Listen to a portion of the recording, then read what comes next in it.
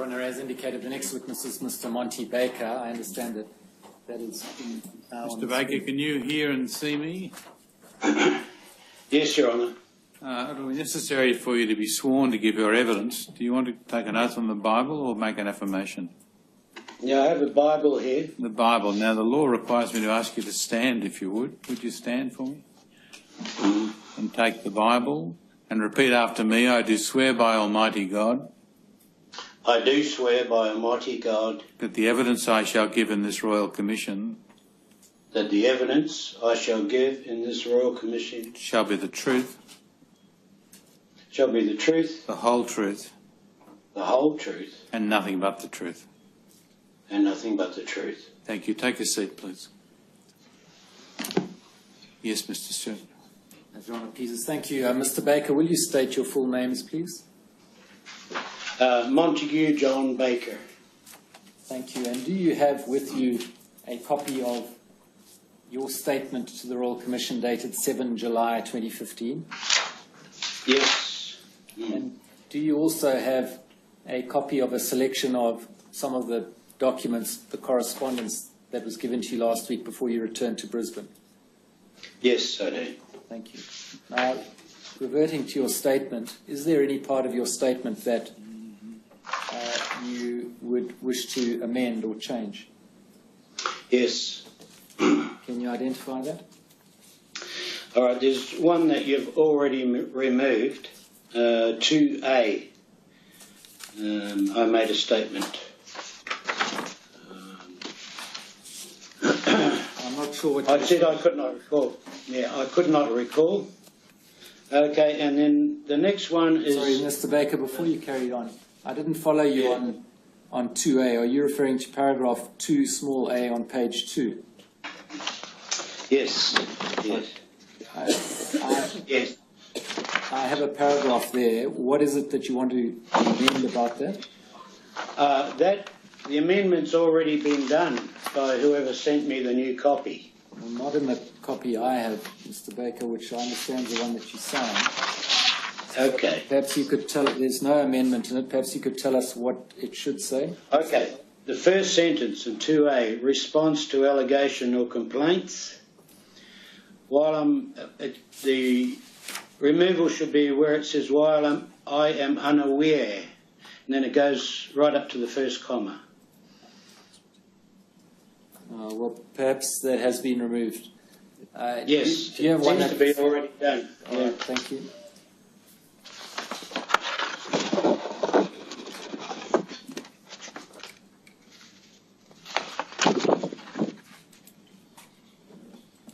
Is there another one, Mr. Baker?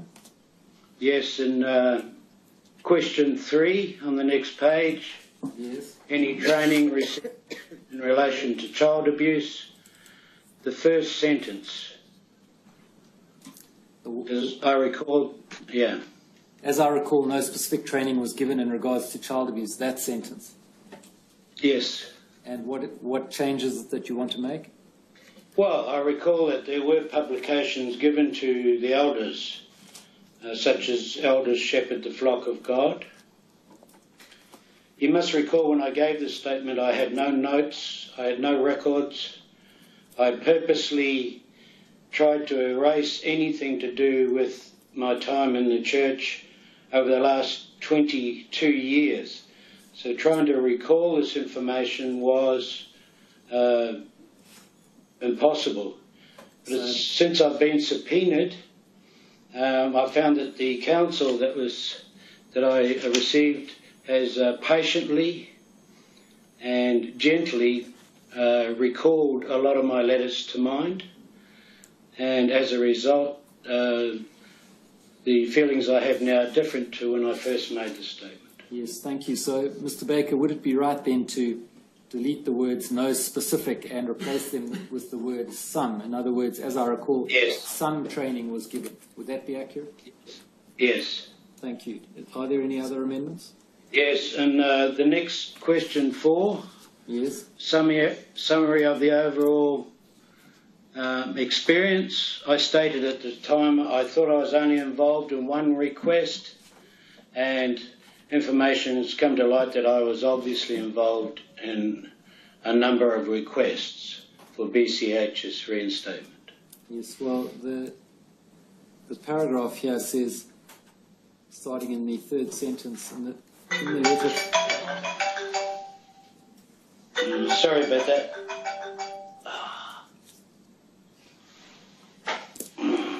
Excuse me, Your Honour. That's okay. So, I've made the same mistake myself. Mr. Baker, in the last sentence, it says, well, I'm quite sure that I personally was only involved in one request by BCH for reinstatement. Is that what you're referring to? Yes. So you're saying you were personally involved in several requests, is that it? Well, it's more than one. All right. At this time, when I was first contacted by the Commission and subpoenaed, I could not even remember BCH's name, let alone anything else. So if we were to insert the words more than immediately More in than front one, of yeah. the word one, that would do it, would it? More than one, yes. All right. Any other amendments? Yes. I mentioned in the next paragraph entitled capital NB, I mentioned I was unable to recall the names of others involved in the committee. Well, as a result of my seeing the letters, I can recall now.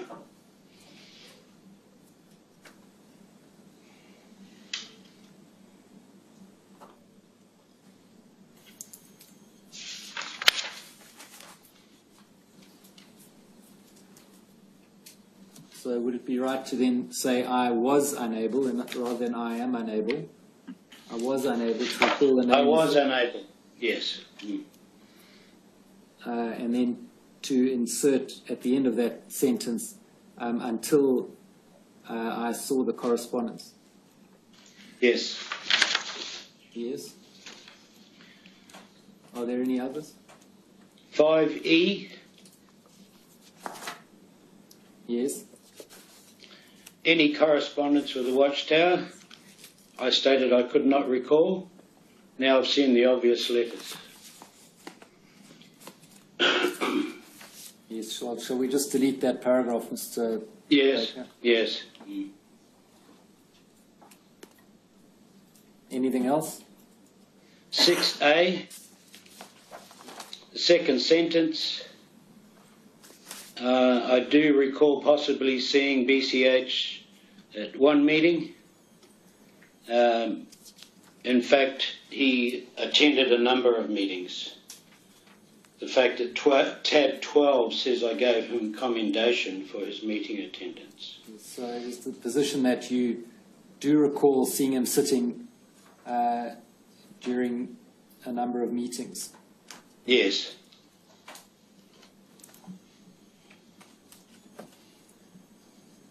Yes. Any other changes, Mr. Baker? No. Do you otherwise confirm the statement to be true and correct? Yes. I tender the signature on it. It'll become Exhibit 2917. Now, Mr. Baker, when did you become a Jehovah's Witness? Well, I've known it all my life, but I was baptised in 1969. So were you essentially born into the Jehovah's Witness faith through your family? Yes. Yes. Your parents witnesses? My solo mother, yes. And when did you become an elder, Mr. Baker? 1974. You were an elder in the Beanley East congregation, is that right? Yes. And it's in that capacity that you dealt with BCH's requests for reinstatement? Yes, I was the presiding overseer at the time. Yes. And do you recall, what were the dates that you served as an elder in Beanley East? It would have been late 89. I was sent by the circuit overseer across from Logan Home to Beanley East in order to assist some of the older brothers there. And do you recall when you ceased being an elder at Beanley East? Yes, mid to late 93.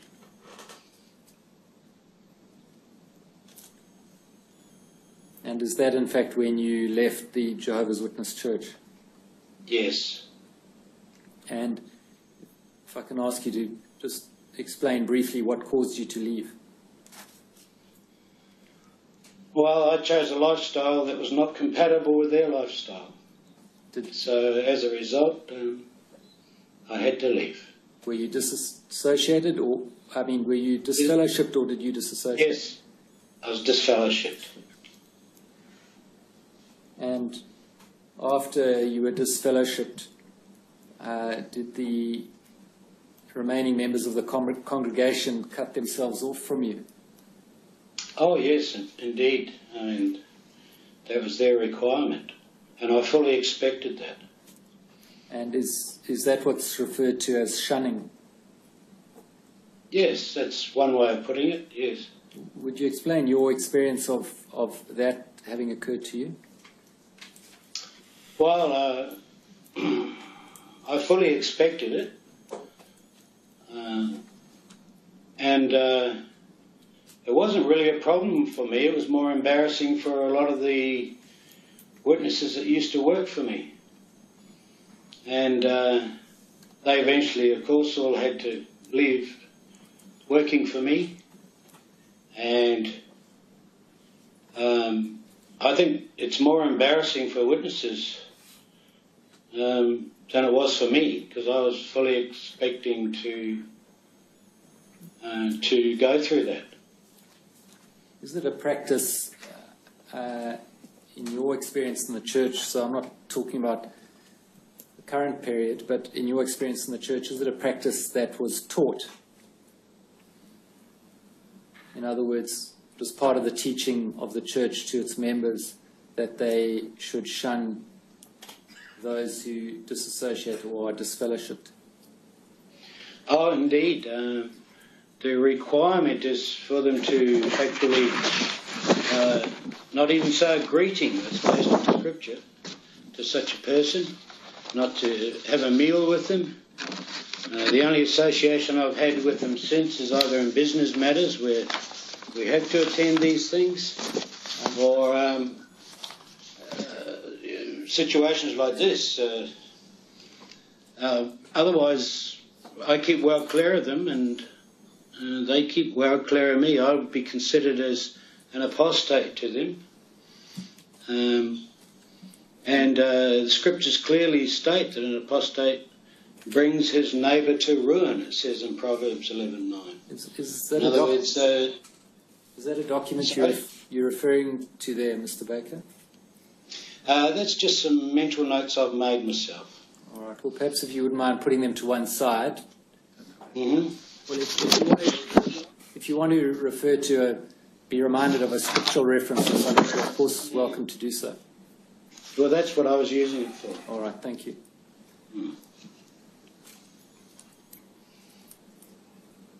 Now, Mr. Baker, you were down here in Sydney for part of last week, is that right? Yes, that's correct. Here at the Royal Commission. Yes. And did you follow the proceedings? Yes. Closely. Did you hear each of the witnesses give their evidence? Yes. There were portions of where the doctor was being interviewed. I missed some portions of that. Yes. And have you studied the documents that have been tendered? Yes. To the best of my ability. And did you meet with BCG last week when you were in Sydney? Yes, I did. I had the fortunate experience of actually meeting her in person. Can you explain why you chose to meet with her? Well, initially she didn't want to meet with me because she thought I was just another reporter or something. But as time went on, when she found out who I was, she gladly came up and spoke to me, and it was certainly an emotional occasion. Did you feel it was a productive meeting? Oh, indeed. Now, obviously you have no way of knowing what's in the minds of other people, Mr. Baker, but from your understanding of Jehovah's Witnesses church and teaching, are you able to offer an explanation as to why other elders or former elders who are still part of the church, who've given evidence, have not watched the proceedings or read the statements or studied the documents? Would you have an answer to that? Well, I'm quite surprised. I mean, I have nothing to lose in this hearing. Yet I've taken the time out to do it. I'm not trying to elevate myself, but I'm sure that the significance of this occasion would have motivated everyone that was giving evidence to be fully clear on every aspect. That's how I feel. I don't know what they felt. If they felt there's suits sitting behind you that would handle it all for them, I don't know. But so there's no reason in the teaching of the church you can point to that would explain that to you?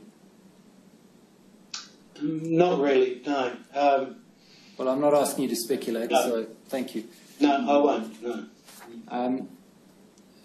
Mr. Baker, would you have a look at paragraph 2A of your statement?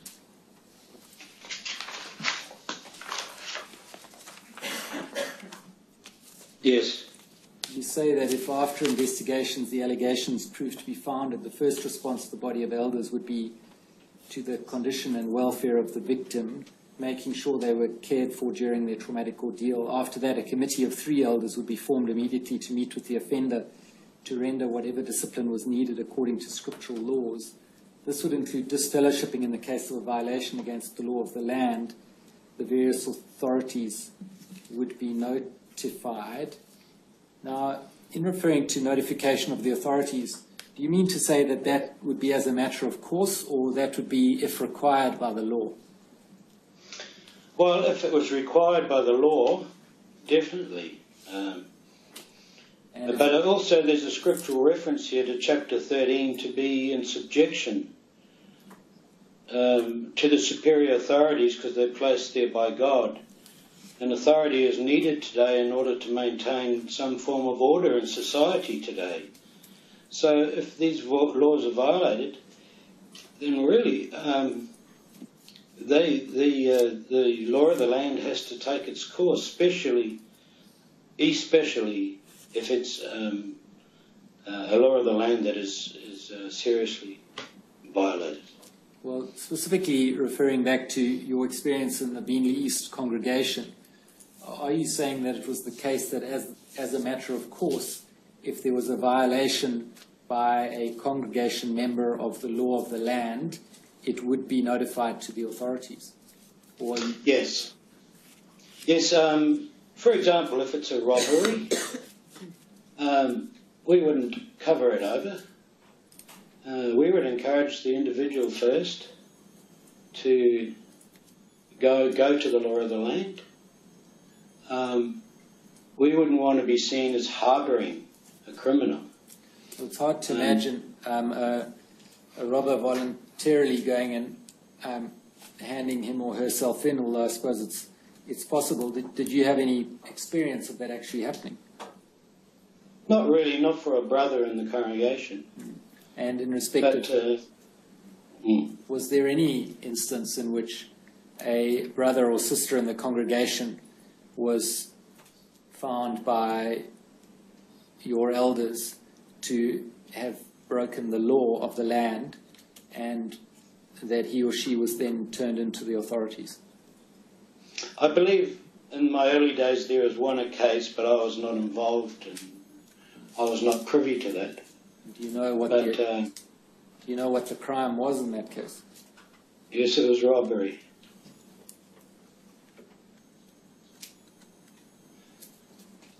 Whether he was a member of the congregation or not, I don't know, but he did attend.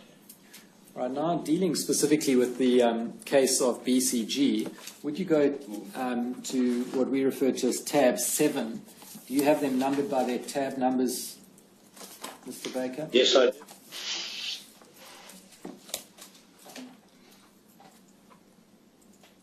And this is a letter apparently signed by you amongst others. Is that right? Yes. And I see that it's also apparently signed by someone reflected there as Rod Spinks, chairman. Is that the Yes. Rodney Spinks who's now at the service desk at the branch office? Yes. And this letter was the elders at Beanley East making inquiries with regard to the possible reinstatement of BCH. Is that right? Yes. Now, do you recall how this request came about? Well, in actual fact, Rod Spinks was the chairman at the time, and he did have a phone conversation with Brother DeRoy in Mariba. The actual application for reinstatement must have, in fact, I think there is a letter stating that BCH did approach Rod Spinks at the recommendation of the Mariba brothers. Rod Spinks' name was given to him to contact in order to consider a plea for reinstatement. And are we to understand that then the elders at Beanley East established a judicial committee to consider that request? Oh yes, that's the committee shown there. And do you recall what it is that BCH told you in relation to why he had been disfellowshipped at Mariba? Yes, he told us it was for lying.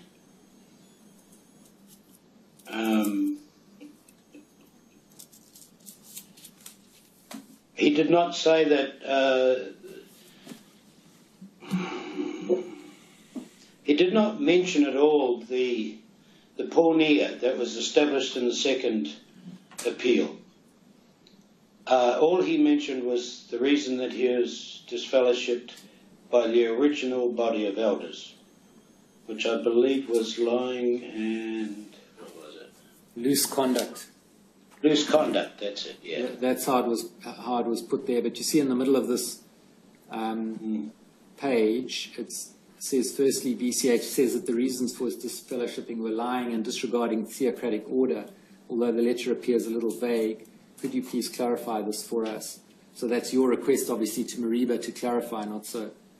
Yeah, disregarding theocratic order is an unusual one for me. I hadn't heard of a person being disfellowshipped for that. And there's no mention in that letter of the, as you put it, pornea or the child sexual abuse. And is that because BCH didn't tell you about it? They're right. Yes. So are we to understand that at that stage the appeal committee findings had not been conveyed to you?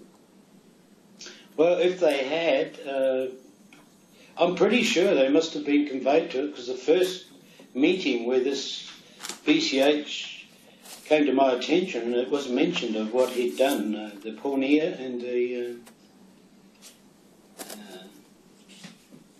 and the slander. So it must have been mentioned for it to come up in that meeting, yeah. Well, where does it come up? With reference to what are you saying that it came up in that meeting, in what you call your first meeting? Well, this is a matter where there's three brothers. The information was brought verbally to the meeting, the whole body of elders, before we established the committee, what BCH, who he was, he's making a plea for reinstatement. And then it was also brought out, as I mentioned in my statement, that he was disciplined for it, disfellowshipped, and I'm absolutely sure it was mentioned that he faced the authorities as well for it, and went to jail. But obviously this didn't happen at that time. Yes. Perhaps if we look at tab 9, do you have that? That's Yes. a report on the reinstatement plea by BCH, and it's also signed by each of the elders at Beanley East. Mm-hmm. Do you have that document? Yes. And you see it sets out what what happened, first contacted us February 21, 1990 at Kingdom Hall, spoke to Rod Spinks, given contact in, and it's redacted, but it says Mariba congregation, as Brother Ron DeRoy, and that's his address has been redacted, of Mariba.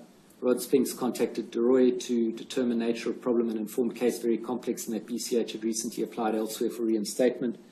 And then the committee, being yourself and Mrs. Spinks and Johnson, met with BCH on the 6th of March 1990, and it outlines what his statement was. And if you just have a look through that, you'll see right down to the end of that paragraph where it says BCH reasons for disfellowshipping, lying and disregarding theocratic order. So is it not the case that that's where you got up to when you sent the previous letter we were looking at? You then sent a letter asking for clarification. The focus that was brought to the attention of the meeting of the elders in Bentley was of his lying and loose conduct. Now, you will see later on in the letters that come up that BCH complains to the Watchtower Society about the Bentley elders requiring a point-by-point confession of what he had done wrong. You see, part of the reinstatement process, or the qualifications to be reinstated, is that a person acknowledges their wrongdoing. Now, if he was unable to, if we had to extract his real wrongdoing out of him, then we had to do it on a point-by-point basis. And that's why we got a letter back from the Watchtower Society saying there's no need for us to, rake over old coals, or go by point-by-point confession of the wrongdoing. But because of his obfuscation, we felt the need that he had to bring it out.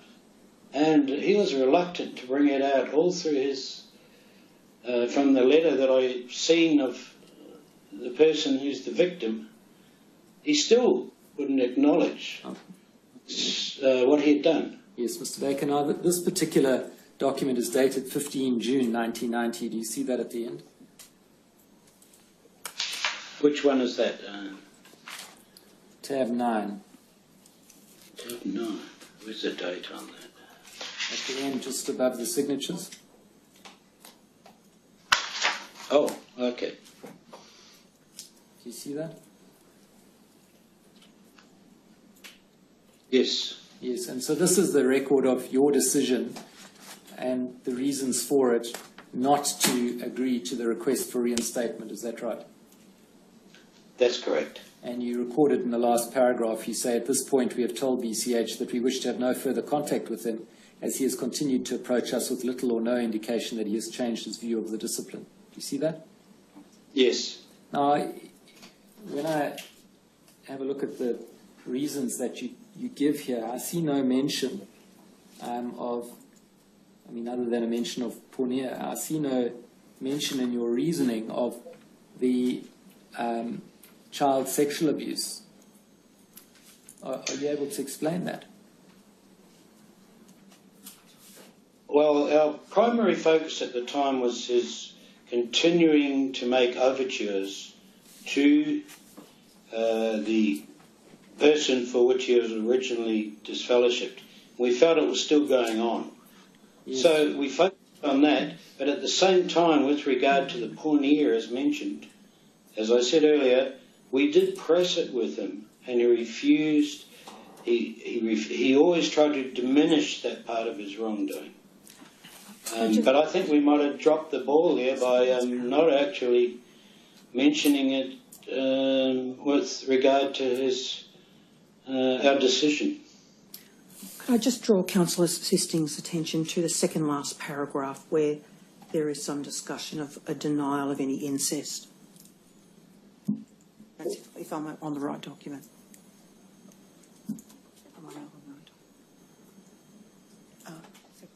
Yes. I don't see it, but I've misread documents before. First page.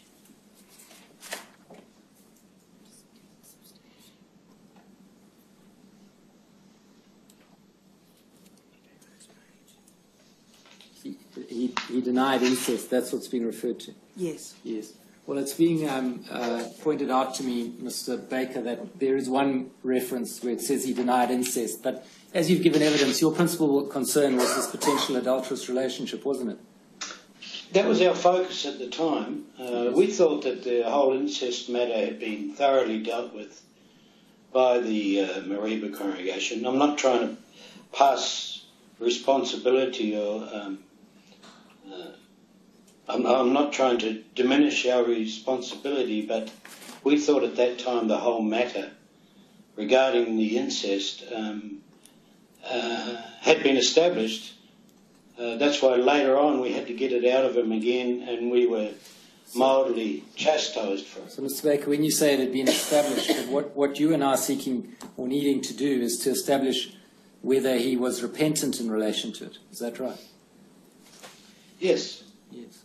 And your focus here, though, seems to be rather in relation to the potential adultery, suggesting that that was seen as more important than the child sexual abuse, or am I misunderstanding it?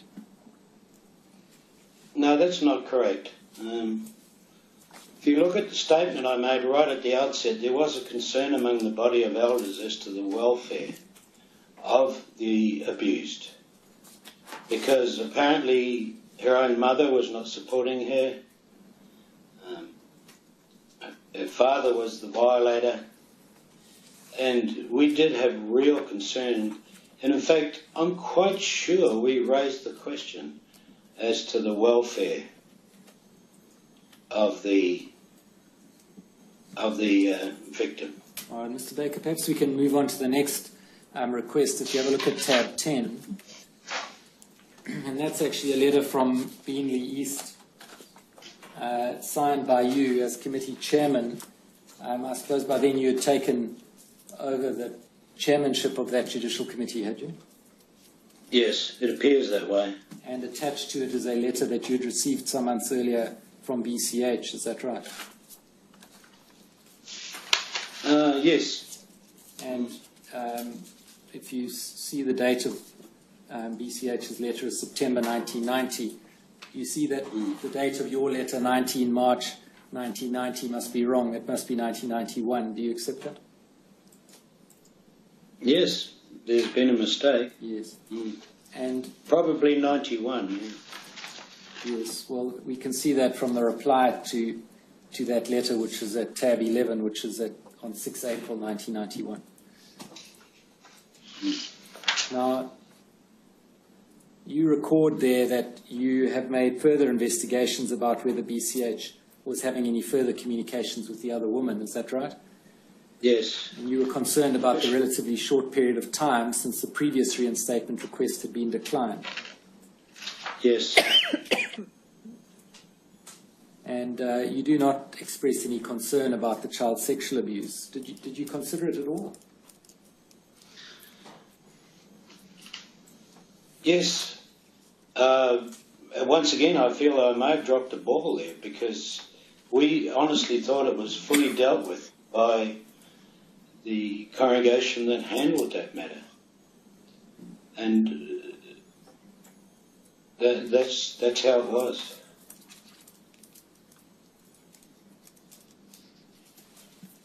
You know, are you saying, Mr. Baker, that it's not the case that this potential consensual extramarital contact between BCH and another woman was taken to be more serious than the child sexual abuse?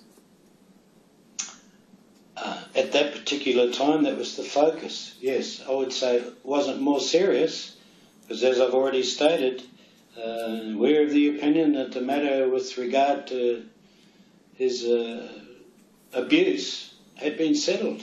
The fact that there's no letters from Marita that I can recall stating anything to do with the child abuse. I could be wrong, but I don't think there's any letters that I'm aware of.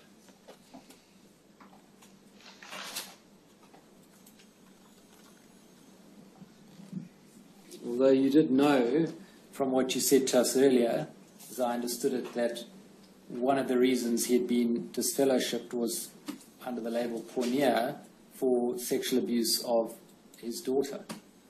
So you were aware of it. Yes, we were aware of it. And being aware of it, you would have had to have been satisfied that he had repented in relation to it before you could recommend reinstatement. Would that be right? Yes. And it would then have been something that one would have expected that you would investigate in your consideration of the reinstatement request. Well, I guess we would have got on to that, having felt that the matter was handled. There was much obfuscation on his part and diminishing that aspect of it. So whenever it came up, he tended to gloss over it and move on to the next point. I don't want to assign any motives, but he was very clever at that. Do you have tab 11 there, Mr. Baker?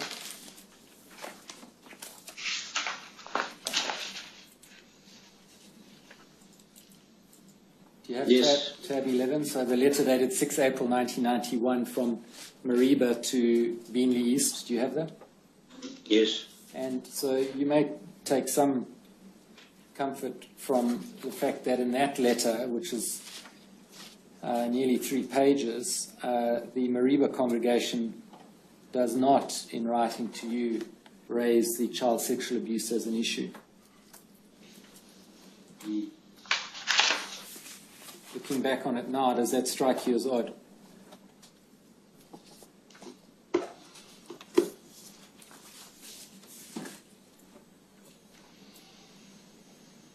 Without putting the Mariba brothers in a bad light. And in hindsight, yes, it strikes me as odd. And then at tab 12, you'll see you received a further letter from BCH seeking to justify reinstatement. You have that? Yes. Mm-hmm. And at tab 14, you received a letter from the branch, in other words, Watchtower Bible and Tract Society of Australia, dated 12 July. Yes. You were still dealing with the matter at that stage, I take it.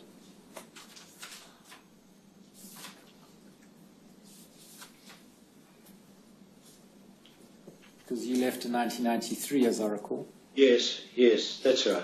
And so you would have been presiding overseer at Beenley East at that time, July 1991. Mm-hmm. Yes. Essentially, that letter from the branch advised that you should meet with BCH and give him some direction towards possible reinstatement in the future. Do you see that? Yes. And did you do that? Did you meet with BCH? Yes.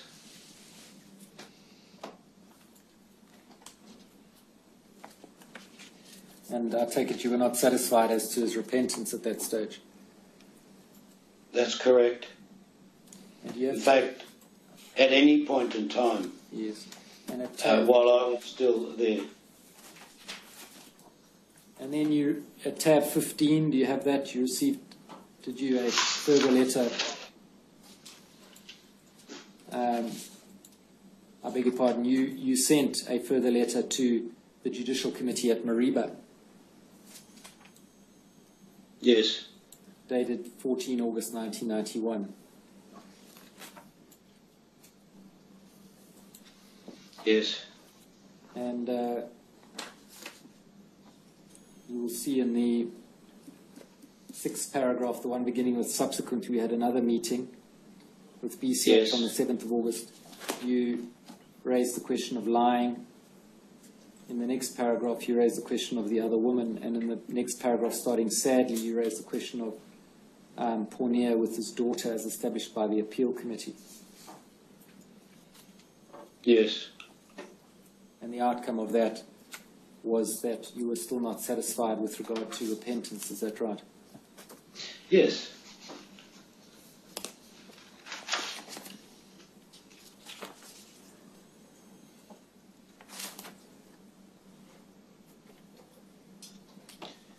think he felt that the Beenleigh elders were an obstacle for him to being reinstated. And at 16, do you have tab 16? It's not actually signed by you, it's just apparently from your brother's Beenleigh East congregation, and it's directed to the Watchtower Bible and Tract Society at Ingleburn. Is that a letter that came from you and the fellow members of your committee?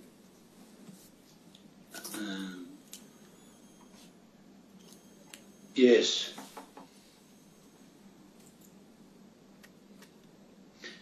Paragraph 3, I mentioned he still refuses to acknowledge the porneia he committed with his daughters. Yes. And then at tab 18, you'll see the branch office replied.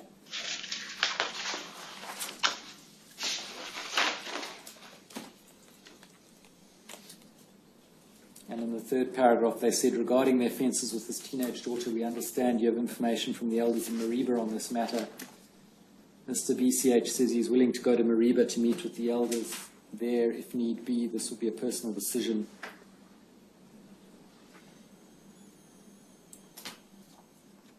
I take it you received that letter, did you? Yes. You see at the top of the letter it's got a reference SD, which I understand to be service desk, and then after that it says SSA. Do you know what that represents? Well, SD I understood to be the service desk. The SSA, I don't know, Secret Service Agent. I take it. I don't know. I take it you weren't being serious about that, Mr. Baker. No, I'm sorry. That's all right. And then at tab 19, you, as I understand it, reply and set out another decision with regard to not reinstating. Is that right?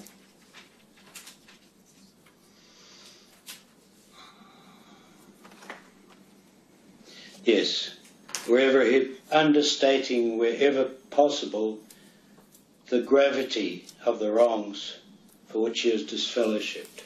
And we understand that by this time he had moved on to St. George, is that right? Yes. That's about the time that I exit the scene. But I do recall St. George contacting me. And once again there was what appears to be an untruth made.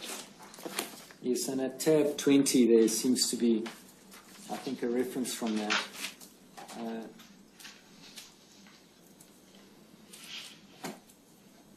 In the third paragraph down? That's a letter that you weren't party to, of course. It was from St. George to Mariba, is that right?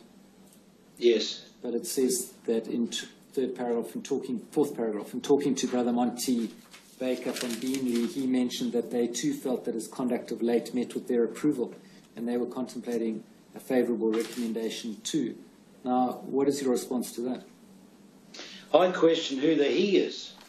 It says, in talking to Brother Baker from Beenleigh, he mentioned that they too felt that his conduct of late was meeting with his approval. Now, who mentioned that? Me? Or was it BCH's talking to me? Well, I suggest, Mr. Baker, on the ordinary reading of it, it would be a reference to you, but what are you saying in relation to that you did not mention that position? In other words, you did not say that it met with the approval of Beenleigh. I seem to recall having a phone call. Oh, it's so far back now. And I might have said something along the lines, he's showing all the outward signs. But I think I do put a caveat on it. In earlier letters, saying, we still have this nagging doubt in our minds.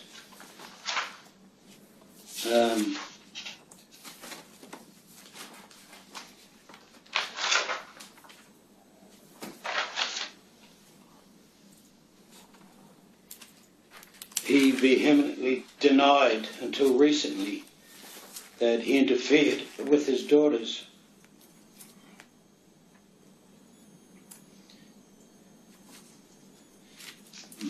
Just trying to find. So are you saying you don't recall ever reaching the position where you were supportive of or accepting of a reinstatement? Yes, this is in the letter dated 14th of the 3rd, 92. It said, in our last meeting before he left for St. George, we were right to the point of recommending that he is ready due to his showing outwardly all the correct manifestations of repentance, along with a strong desire to be part of the organisation. It says, we did, however, have just one matter that we wanted to follow up before we would make a recommendation to you. In this matter, we wanted to clarify with you.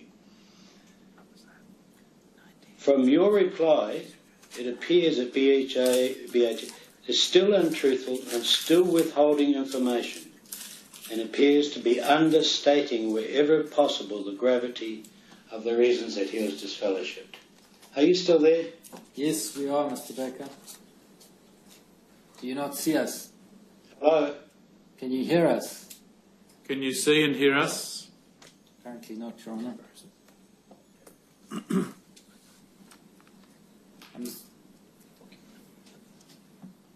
Can you see or hear us yet, Mr. Baker?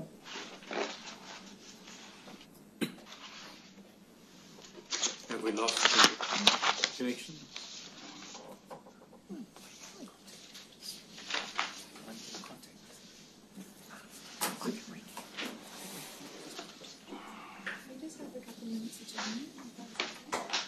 Do we need to adjourn to do it, or can you not just do it? Just read out.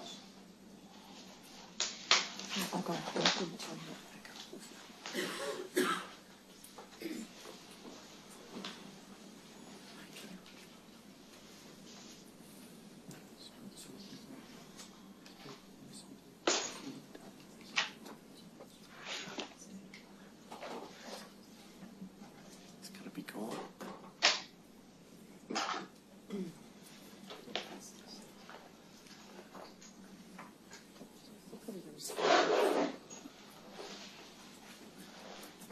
He probably has his phone on.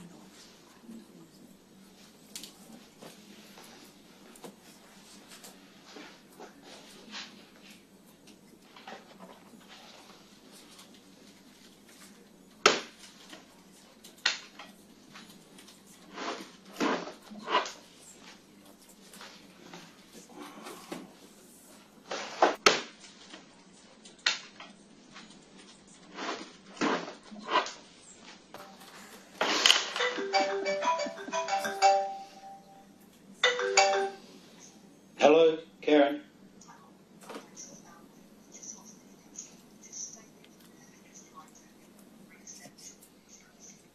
Yeah, okay, how do you think I'm going? Just cut the sound. Good.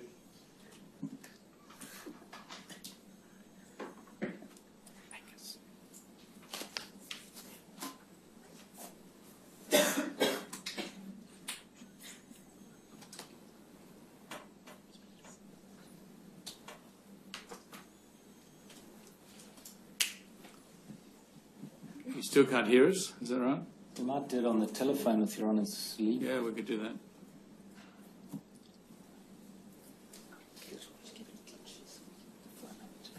Is there much more to go?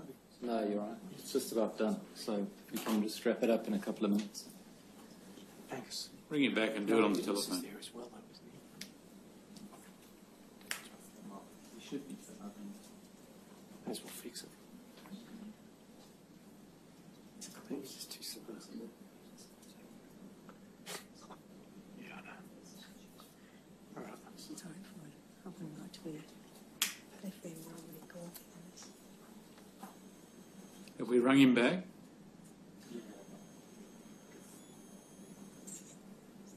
I did brief him, Your Honour, and just told him to wait. He's a taking it.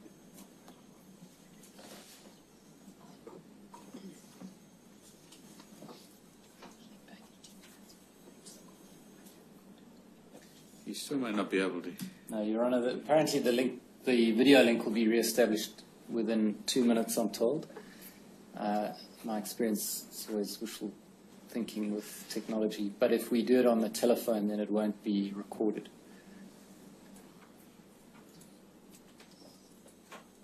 If Your Honour wishes to adjourn briefly, we're obviously in Your Honour's hands. But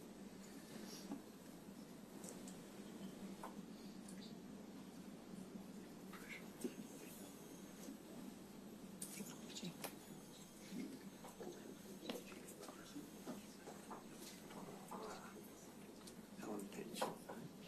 Yes, he's just waiting. It's 40-minute drive away.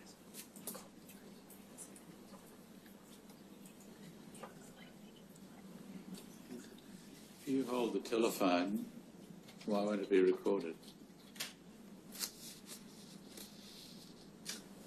I don't know, Your Honour.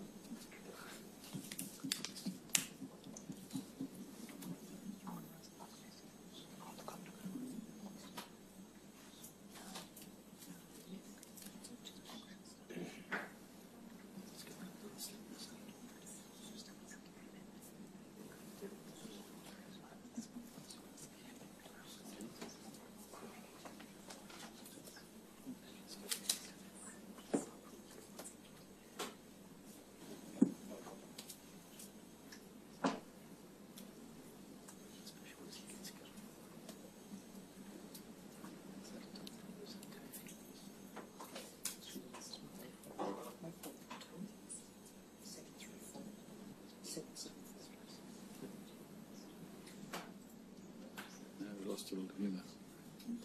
Not much point at the moment, we've lost it altogether.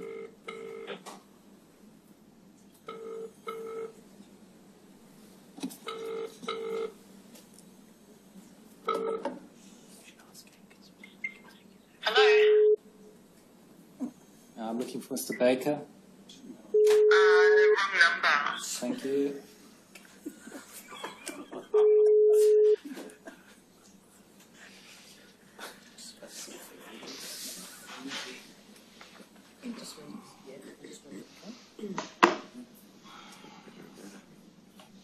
No, there is nada. How did it? No, here she is. Sorry. Mr. Baker, it's Mr. Stewart here. Are you now hearing us? Are you hearing us on the video yet? No, All right, we'll put. I was about to back up. All right. Oh, here it's appeared now. Yes. Yes. I don't it's going to be C. It just won't be in the video. I think there's an issue on there. But at least you can hear it. I can plot. Whatever. Can you hear me, Mr. Baker? Can't hear anything though.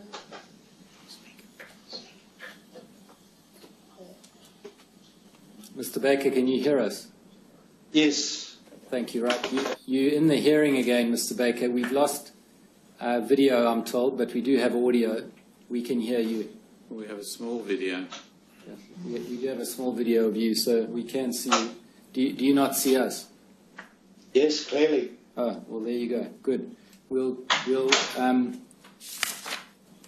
take up where we were, Mr. Baker.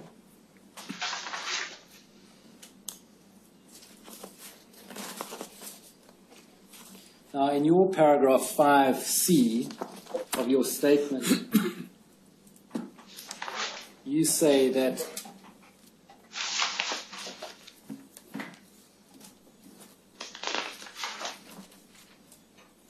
at the above-mentioned elders meeting, so I understand that was the meeting that you remembered at that time to discuss reinstatement. Yes. It was revealed by the protagonists that he was expelled from the Mariba congregation for his abusing his two daughters. At the meeting, my only input was to ask about the welfare of his two daughters. In view of the statement that the mother of his daughters was aware of the wrongdoing at the time of the abuse, this would unlikely make her a fit person to care for them.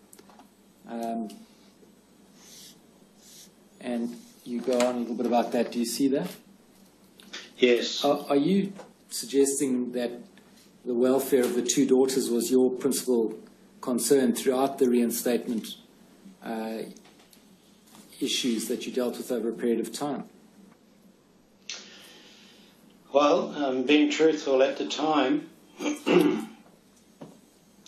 I don't know if you've ever felt personally that you regret not having followed through on a matter. I'm sure we've all done that. And on this occasion, I regret not having followed through. The answer to my question at that time was, what about the daughters? Looking back now, is there anything else you might have done differently in your involvement in the matter, Mr. Baker? Well, in the light of what I know now, of course, in hindsight, I would have followed through to inquire about the welfare of the daughters. In fact, I'm sure any elder would do so. Is there any way in which you think that the Jehovah's Witnesses' response to child sexual abuse can or should be improved? Well, at that time, yes, but I understand there have been a number of improvements since. I've not seen them. As I said, I've taken great efforts to try and erase my memory from anything associated with the witnesses. From what you knew of the process at that time, is there any particular criticism or weakness that you would identify for improvement? Well, I'm sure there'd be a number of things, not necessarily with this case, but a number of things where questions come to your mind, and there are occasions to express your opinions to travelling overseas and so forth. But that's way above my pay scale. Right, thank you, Mr. Baker. Those are my questions, although it may be that there are others who wish to ask you questions. Thank you, Ron. Does anyone have any questions? Just one brief question. Mr. Baker, it's Ms. David here. I represent BCG. Yes. Not sure which way I'm looking, but anyway. Just very briefly, you were asked about the things that you might do to change the Jehovah's Witness system. I think just keep looking at your screen. Right, thank you. Would you agree that one important thing to do, that in the reinstatement process, that the victim must have a voice in that reinstatement process? Without a doubt. Thank you. Without a doubt. Thank you. Anyone else have any questions? Yes, thank you, Commissioner. Mr. Baker, as you know, my name is Ms. McGlinchey and I represent you in these proceedings. Yes. All right. Mr. Baker, you've given some evidence about your recollection of the two attempts or the two approaches that BCH made to your committee making a plea for reinstatement, and as you recall it, he was rejected on both of those occasions. Is that correct? Yes. Did you know that after at a time later than that, he was actually reinstated to the church? No. I think I'd made my exit before then. When you mentioned it to me at this hearing, at this commission, I was flabbergasted. Are you saying that you not only didn't hear about it while you're at the church, but that surprises you now to hear that? Even today. Are you able to say why? Well, it's the obvious, as I've mentioned, the obfuscation, the diminishing of the wrongdoing, and it just seems, I just find it unfathomable that he would be allowed back in. All right. And I believe it's so soon, 2 years. Do you recall ever telling BCH that his chances of getting reinstated would be better or improved if he moved to a different location? Yes. You recall saying that to him? Yes, well, at the time he was seen by witnesses to be making overtures to a woman in the congregation who was a reproved witness, and he would have made it hard for her, and I believe he did make contact with her and her children.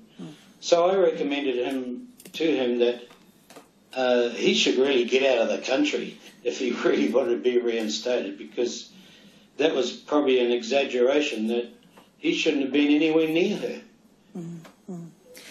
So when you told BCH that, just to be clear, it wasn't an effort to perhaps suggest to go somewhere where people didn't know about his history of sexually abusing his children? Oh no, that wasn't the reason. Right. He was so persistent for reinstatement, and I just told him the chances where he was were not good. Right. I just want to ask you some questions about your knowledge of allegations of sexual abuse in the Jehovah's Witness Church. You said in your statement at paragraph 3, and you don't need to go to it, I'll read it to you, this was not endemic within the Jehovah's Witnesses Church as it is in some institutions. Now, you were referring to allegations of sexual abuse when you put that in your statement. Was that correct? Yes. All right. Since making your statement, you have heard the opening to this hearing from counsel assisting, is that correct? Yes.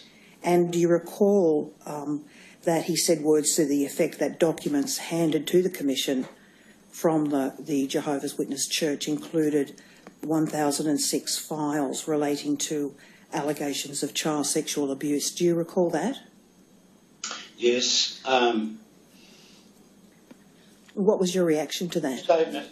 That statement was made over a period from 1950 until today. Yes, correct. 1,065. So that works out at about 15 a year, my calculations. All right. But I was still flabbergasted, and I still question the data gathering for that information. Right. Were they cases that were actually proven, or were they just reported cases? I just find it so hard to believe. All right.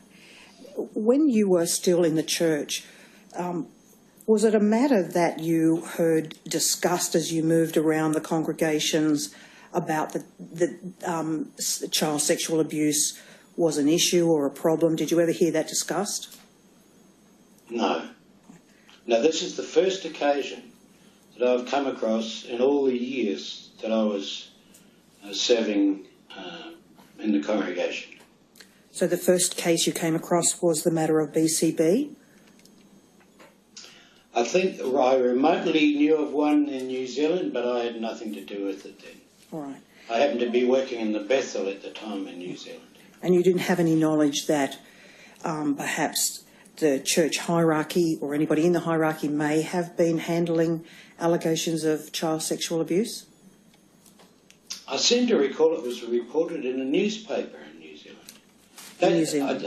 I'm afraid I cannot recall, but that was such a remote case in some village somewhere, from what I remember. Right. I'm quite sure that this is the first I've ever come across it personally. Mr. Baker, you expressed surprise that the Jehovah's Witnesses had this number of files because you say you hadn't personally come across the problem. The conclusion, which appears to be available, is that the people who did know didn't talk, and certainly didn't talk to you about what the church's history might be. Obviously. And I would assume, but you might be able to confirm for me, that the church would have been embarrassed if knowledge had got out about allegations of this type in any number being made against members of the church. Well, yes, their reputation for cleanness in the congregation is one of the assets of the church. In fact, that's what attracts a lot of people to the organisation, is their reputation for their cleanness and their upholding of righteous principles. Now, for that information to come out, that would have damaged the asset, as it were. So I would imagine it would have been embarrassing for them to bring it out. And I still question the credibility of the data. Well, it's just the files. It's the church's files. That's what it is. I understand, Your Honour. Just one other matter. Mr. Baker, in hearing the evidence of BCB and also in your discussion with her, you heard about her experience and the trauma she experienced, BCG, right? The trauma she experienced by going through the process of having to make her allegations and be judged by 3 men. You're aware that that's her evidence, aren't you? Yes, I am. All right. As I understand it, elders are always men. Is that the case? Yes, that's correct. All right. In your understanding of the church and the scriptures that underpin the workings of the church, do you see any possibility of women becoming elders in the church? No, it's a scriptural principle. This in no way diminishes the role of women in the organisation, but a scriptural principle is held to. The mores of society change over a period of time, and I feel it was only in the last 10 years that we had a woman premier in Queensland. The society is changing all the time, but I don't think the truth of the Bible will ever change. And as a result, I know that Jehovah's Witnesses are not the only ones that hold to this, women who are not to be elders. There are very capable women who assist other women in the congregations. But not as elders, is that correct? No. And not as teachers? They can be teachers in the sense that the Bible refers to them as a great army of preachers who are working for God. And they're teaching people Bible studies. In fact, they carry the bulk of the work. But they can't actually teach in Kingdom Hall? Is that correct? They do have discussions with each other, but they don't teach from the podium. All right. And when they have discussions with each other, that is other women, they're required to wear a headscarf, is that correct? No. Head covering? No. I see. No, they're only required to wear a head covering if they happen to be a small group and there was another unbaptised male there, and obviously the only one who could conduct the meeting would be a mature sister, and on that occasion she would acknowledge her subjection by wearing a head covering. Right. Thank you, Mr. I say subjection, not subjugation. All right. Thank you, Mr. Baker. I don't have anything further. Thank you, Commissioner. Mr. Baker, you appear to still have significant knowledge of the scriptures and the teachings of the Bible. Is that right? Yes, that's correct. I wouldn't say that. I just listened to some of those brothers and they're making their statements, and they were way ahead of me. But on that aspect, I still actually read the Bible often. But when I said I was trying to erase any memories, it was to do with the church. Can you just help me with this then? And I appreciate that for the church and maybe for you too, that the Bible is the divine word of God. Yes, it exerts power, yes. But is there ever a discussion about that word having been expressed in the social context and mores of its time? Yes, of course. At the time it was written. That's right, and expresses the society as it was then. Is that ever talked about? Of course. Just in earlier conversations you felt that when the brothers brought up the matter of 2 witnesses from Deuteronomy 19:15, you put it in context and say, yes, the result was a death penalty. But in actual fact, in Matthew 18 and verse 6, Jesus also made the comment about if a matter is not resolved with 2 witnesses, then the wrongdoer is considered as a man of the nations, which is the same as disfellowship. But what I'm seeking to understand is whether well, let me go back a step. You appreciate that one of the very significant issues for the Royal Commission in this case study is the way the Church responds to allegations of sexual abuse. And we will have to make findings and recommendations in relation to the way the Church does respond to those allegations. Do you understand? Yes. And do you understand that for many people, the fact that women are excluded from a process of adjudication in relation to the allegation of sexual abuse is a significant issue and a problem? Well, I know, while I've never been in this case before, I know in other cases where the parents have been present at the time of questioning. That's a different issue. At the moment, I'm just looking at the question of the people who determine the truth of the allegation, which is the elders.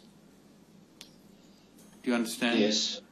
Yes. Now, and as you know and rightly point out, in our society, although by no means perfected, but nevertheless the role of women has changed and changed significantly since probably World War II, but maybe back to World War I.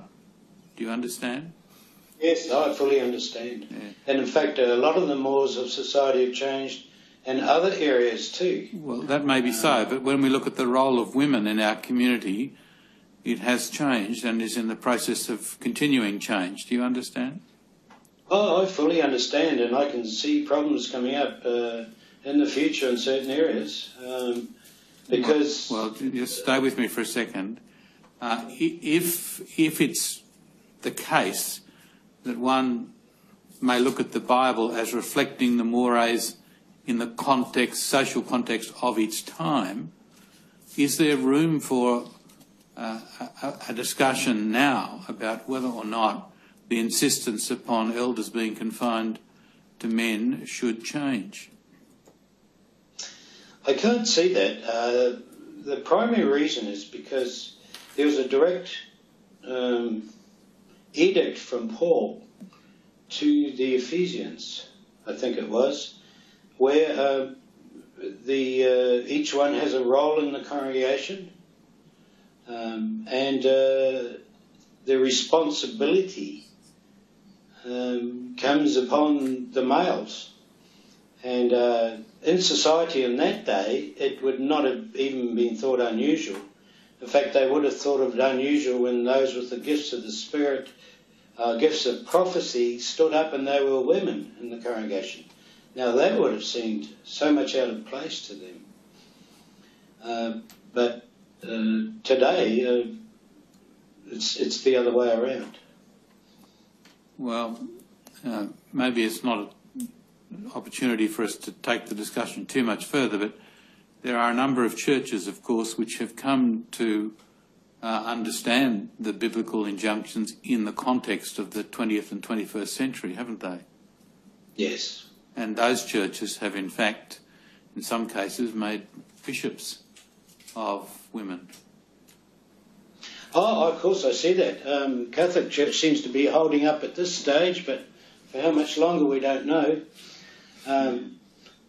But on the other side of the coin, you have to remember that while Jehovah's Witnesses may seem out of step with society's thinking, there have been other occasions. For example, in 1974, if you were caught evidence of using tobacco, you were disfellowshipped by the congregation.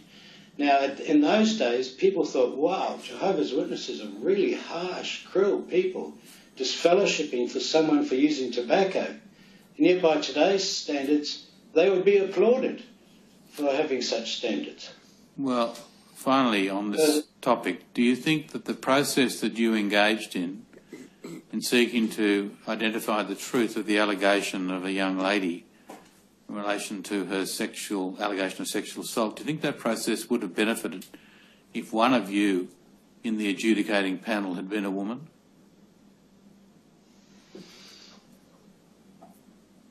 I think it would have taken the heat off the situation.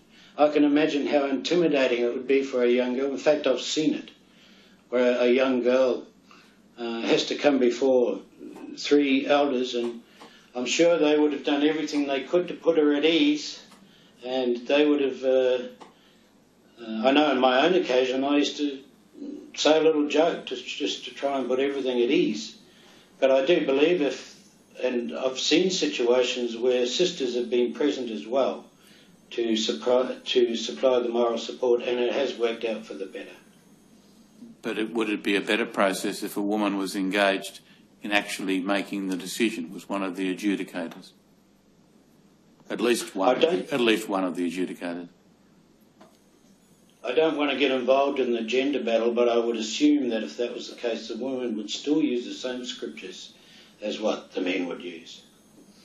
It's not a question of using the scriptures, it's a question of the tribunal, the constitution of the tribunal that has to be confronted by a young woman to tell her story of intimate sexual assault. Mm.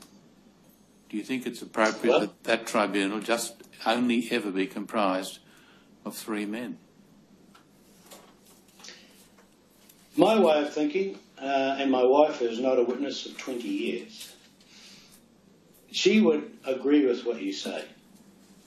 And of course, you know I've been indoctrinated to my beliefs, but I would say what you say is a fairly fair decision, a recommendation. Yes. Does anyone have any questions on those matters? No, Mr. Stewart? Your Honour, that's all for Mr. Baker. And Mr. Baker, thank you for your evidence. You are now formally excused. tomorrow morning, Your Thank Honour, you. I would plan to start with Mr. Penchek, also via video to Brisbane. Very well, 10 o'clock in the morning.